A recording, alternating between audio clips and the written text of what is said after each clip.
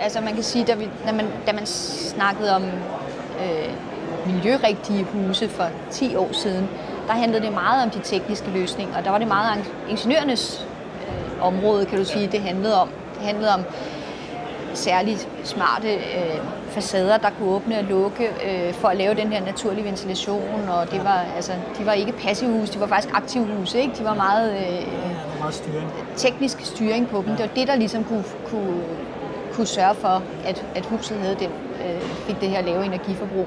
Men i takt med, at man jo så har udvidet begrebet, og det ikke kun handler om energiforbruget, men det også handler om, hvordan mennesker oplever rum og dagslys og alle de her andre parametre også er kommet på, så bliver det pludselig arkitektens helhedstænkning, der har fået mere plads, ikke?